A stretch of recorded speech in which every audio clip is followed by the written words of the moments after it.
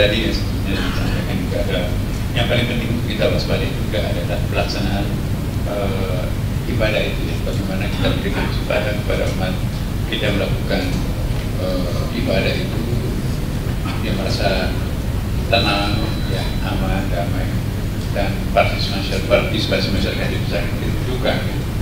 Dan tadi juga kami menghimbau di kantor kami dengan agama bagaimana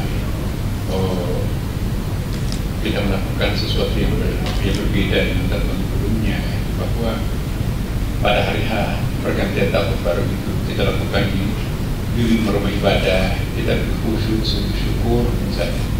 Jadi bisa menghadapi kegiatan-kegiatan kebab api ya, yang juga mercun yang bisa membahayakan itu.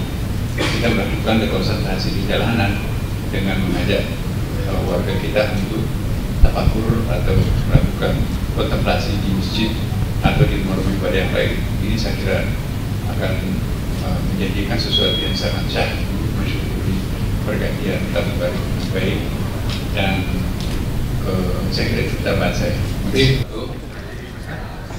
Untuk kita semuanya, Om Swastiastu, Namo Buddhaya, salam kebajikan.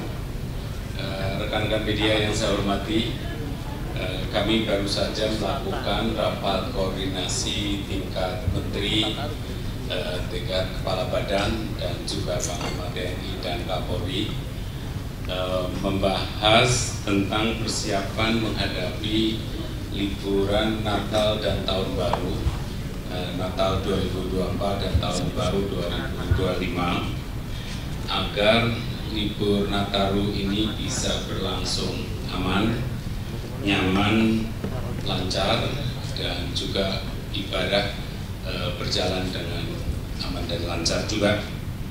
Ada banyak hal yang harus kita antisipasi sampai level yang sangat-sangat detail, karena kita harus mengantisipasi.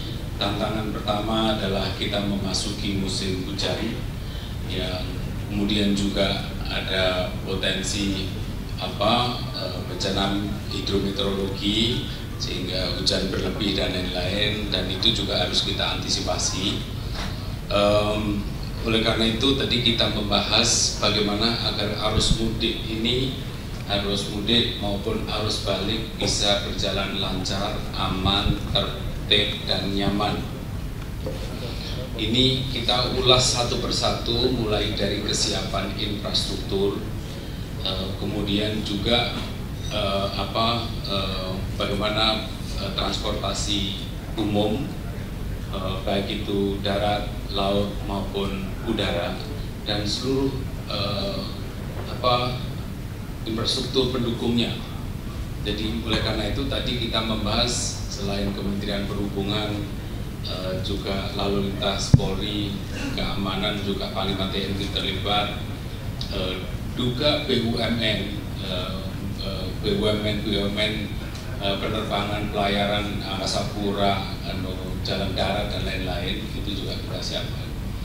Kita juga tadi membahas juga ketersediaan dan kejangkauan untuk bahan pokok, ya, itu juga kita bahas secara detail. Bagaimana pada prinsipnya baik dari stok maupun kesediaan logistik itu bisa diamankan, bahkan juga pariwisata tadi kita bahas juga, dan lebih dari itu kita juga selalu siaga terhadap hal-hal yang mungkin harus kita respons secara cepat. Oleh karena itu BMKG, BNPB, SARS itu juga tadi kita bahas secara detail. Jadi pemerintah telah mempersiapkan diri sedini mungkin, bukan hanya saja di pusat tapi juga sampai ke daerah. Oleh karena itu Pak Mendagri akan juga mengomandani agar pemerintah daerah di seluruh level juga mempersiapkan diri sebaik-baiknya bekerja sama dengan pemerintah pusat dan BUMN.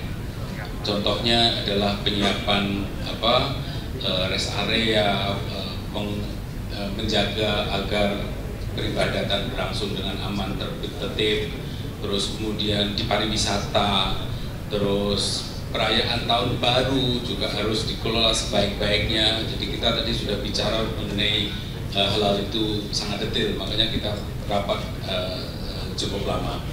Jadi itu yang bisa saya sampaikan.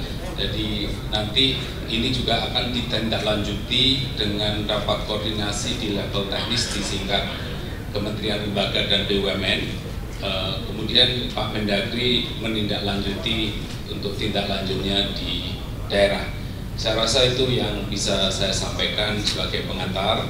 Barangkali nanti ada Bapak Ibu Menteri, Panglima TNI, Kapolri yang bisa menambahkan juga kepala badan. Jadi memang selain masalah mobilisasi masyarakat, transportasi darat laut udara, juga masalah tempat hiburan, ya, terutama tempat wisata yang berisiko tinggi, ini juga akan menjadi atensi dan kita akan ingatkan daerah untuk mengidentifikasinya. Selanjutnya juga tempat-tempat ibadah supaya dapat terjaga dengan baik, terutama perayaan Natal dan Tahun Baru.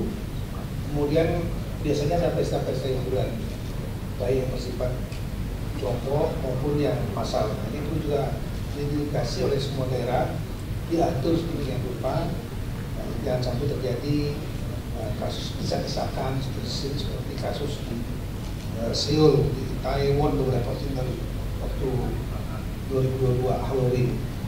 Kemudian juga bencana alam yang sudah disampaikan, antisipasi juga menjadi bagian antisipasi adalah spill, ya, tumpahan permasalahan dari pilkada tawar pemungutan suara tanggal 27 November. Dan itu nanti saya akan mengeluarkan surat edaran kepada semua kepala daerah untuk melakukan rapat namanya Forkompinda Plus untuk mengantisipasi libur Natal dan Tahun Baru. Mengikutsertakan sejumlah stakeholder, baik yang menangani pangan, dermaga misalnya ya, kewajiban untuk menyiapkan live gas atau lampung karena untuk menghindari kecelakaan di laut utamanya. Banyak hal-hal yang detail akan kami sampaikan. Nanti akan kita cek daerah-daerah mana yang melaksanakan rapat. Sepanjang rapat yang dilaksanakan nanti ada bagus, yaitu untuk posko Natal dan Tahun Baru. Nanti bergabung dengan rekan-rekan Forkompinda Plus.